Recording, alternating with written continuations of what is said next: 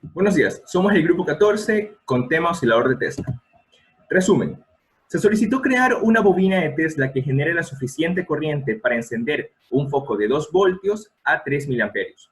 La corriente sería generada por el movimiento de algún elemento impulsado por una sustancia volátil que interactúe con una chispa eléctrica.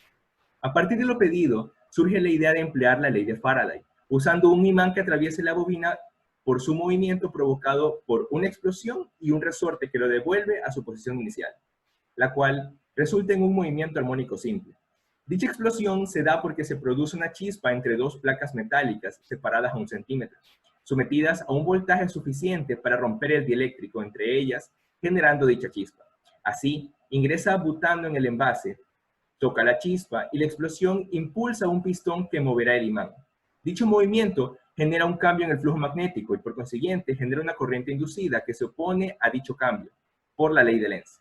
De esta manera se genera energía eléctrica por el movimiento del imán de neodimio dentro de su núcleo. La alimentación de las placas paralelas de nuestro diseño viene dada por un generador eléctrico, el cual proveerá el voltaje suficiente a las placas para que se genere la ruptura del dieléctrico. Dichas placas se encuentran dentro de un envase que contiene gas butano y aire, el cual cuando se genere la ruptura del dieléctrico generarán una chispa provocando una explosión. Esa explosión hará que el pistón que contiene el imán se eleve, atraviese la bobina y llegue a un punto máximo en el que se encuentra con un resorte con constante K igual a 2087,4 Newton sobre metro. Esto genera un movimiento armónico simple. La frecuencia de este movimiento viene dada por las características de la corriente alterna. Cuando el imán cae, regresa a la posición original y se repite el proceso.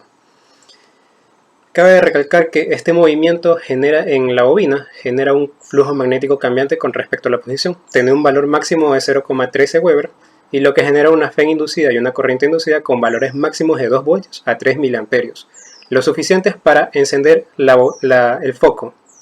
Dado que los parámetros de nuestro prototipo arrojan resultados beneficiosos para los fines del proyecto, es importante respetar la frecuencia, ya que esta está relacionada con la FEM y corriente que se induce en la bobina.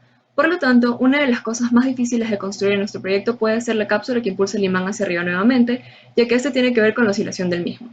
Entonces, si este proceso se llega a ser muy rápido, podría inducir una corriente mucho más elevada y dañar la bobina y el foco. Además, si esto se da muy lento, tal vez no podría inducir la suficiente corriente como para prender el foco. Aparte, es importante recalcar que al momento en que el gas ingresa, cambia el medio en el que está el dieléctrico. Por lo tanto, tal vez se necesite otra cantidad de voltaje para que se dé el efecto corona. La única limitación teórica que presentamos durante nuestro proyecto fue la información acerca de cómo funciona la combustión de la sustancia volátil y el impulso que le genera el imán. Dado que esto fue un mecanismo idealizado, dado que esas fueron las pautas que se dieron para la implementación del proyecto. Después de eso, vamos a ver lo que son las conclusiones. La primera conclusión es que mediante los resultados obtenidos, nosotros planteamos que estamos de acuerdo y somos coherentes con lo que se pidió para la resolución del problema. Como podemos ver, aquí están los resultados que nuestro oscilador presenta y son coherentes con lo que piden adaptarse a una bombilla.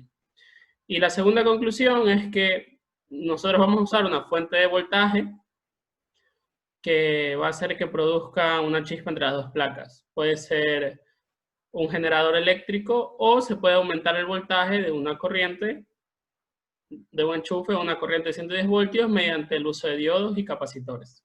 Como recomendación, nosotros tenemos el uso de bujía en lugar de placas paralelas para la generación de chispa, ya que este cambio nos daría un cálculo de tiempo más certero con referencia a la actividad práctica y también este cambio se da debido a al desconocimiento del tiempo de la con la que reaccionan los arcos eléctricos de las placas paralelas y el gas volátil. Otra recomendación que nosotros tenemos es el sistema mecánico de doble impulso con fuerza variable en los dos sentidos, en este caso para arriba y para abajo. Este cambio lo recomendamos para poder crear lo más cercano posible a un movimiento oscilatorio y también porque de esta forma nosotros podemos obtener intensidad y voltaje según nosotros lo deseamos, porque nosotros podremos variar el flujo a nuestro antojo.